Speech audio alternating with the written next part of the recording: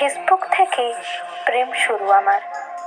দামি ক্যামেরায় তোলা এডিট করা রূপের চেল্লা দেখে মুগ্ধ হয়েছিল ছেলেটা। আমি বারবার বলেছিলাম আমি বাস্তবে রূপবতী নই।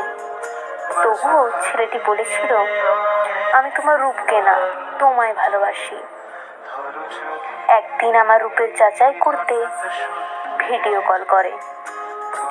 আমিও ভালোবেসে এই জেনে নিঃসন্দেহে কলটা তুলি, কিন্তু দ্বিতীয়বার ওই নাম্বারটা থেকে আর কল আসেনি। আমি চেষ্টা করেছিলাম অনেক, কিন্তু আমায় ব্লক করে দেয়। এরপরেও যে রূপ দেখে ভালোবাসা হয় না, এই কথাটার কতটা সত্যতা আছে? তোমার মতন প্রেমিকরাই হয়তো আমাদের বুঝিয়ে দেয় রূপ দিয়ে পুরুষ মানুষ কাবু করা সহজ, গুণ দিয়ে নয়।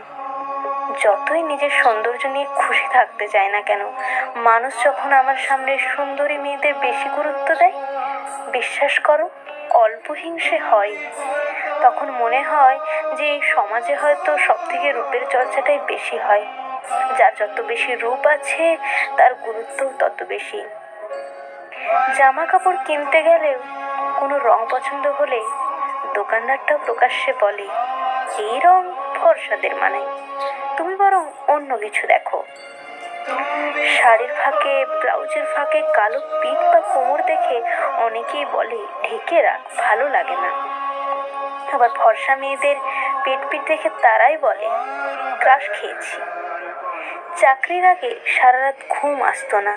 বহু পরিশ্রমের পর চাকরিটা হলো, তবু চোখের নিচের কালো দাগটা আর ঘুচল না। এক আসরে আমার পাশে থাকা ফর্সা সুন্দরী বেকার মেয়েটা চেনা পরিচিত চাকরিজীবী বন্ধুগুলোর ক্লাস হলো, তবু আমার দিকে সেদিনও কেউ ঘুরে তাকায়নি। যোগ্যতা সেদিনও সৌন্দর্যের কাছে হেরে গেছিল। হয় হয় কষ্ট হয়, সে আপনারা বুঝবেন না। আপনারা সৌন্দর্য শুধু রঙের ভিত্তিতেই করেন।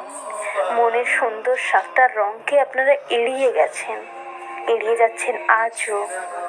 আসলে রূপবতী হতে যে শরীরের সব রঙই যথেষ্ট। রূপের কোনো রং হয় না, রং দিয়ে কেউ রূপবতী হয় না।